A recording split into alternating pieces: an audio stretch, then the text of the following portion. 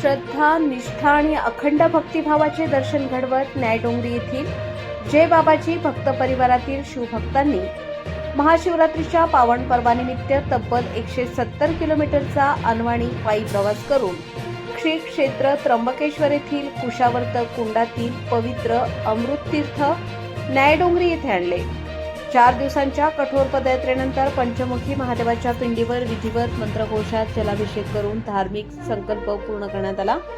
सलग 4थ्या वर्षी आयोजित करण्यात आलेल्या या पदयात्रेत संदीप शहाणे, गोरखनाथ आहेर, प्रमोद बत्तासे, अनिल दुसिंग, रामा आहेर, रामेश्वर पवार, संदेश आहेर, शुभम आहेर, रावसाहेब साळुंके, आबा साळुंके, भगवान पवार, ऋषिकेश आहेर, दीपक जाधव, चिमा कासार, नवनाथ मगर, उत्तम तिळवणे, भरत पवार या शिवभक्तांनी सहभाग घेतला. संपूर्ण प्रवासादरम्यान हरिनामाचा गजर, भजन व शिवनामस्मरण करत भक्तांनी वातावरण भक्तिमय केले. शिवभक्त न्यायडोंगरी येथे दाखल होतात. जय जनार्दन नगर परिसरात ग्रामस्थ व भजनी मंडळाने ढोल ताशांच्या गजरात त्यांचे जल्लोषात स्वागत केले. त्यानंतर अमृत तीर्थाची गावातून भव्य मिरवणूक काढण्यात आली. हर हर महादेवच्या जयघोषाने संपूर्ण परिसर दुमदुमून गेला.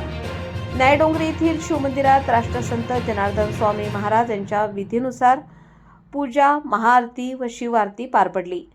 महाशिवरात्रीच्या शुभ मुहूर्तावर मंत्रोच्चारात पंचमुखी महादेवाच्या पिंडीवर कुशावर्तातील अमृत तीर्थाने जलाभिषेक करण्यात आला. या सोहळ्यास मोठ्या संख्येने ग्रामस्थ व शिवभक्त उपस्थित होते.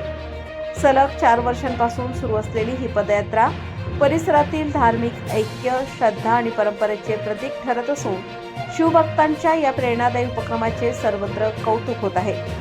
भविष्यातही ही परंपरा अधिक मोठ्या प्रमाणावर सुरू ठेवण्याचा मानस जय बाबाजी भक्त परिवाराने व्यक्त केला आहे. हेमराज वाघ, न्यायडोंगरी.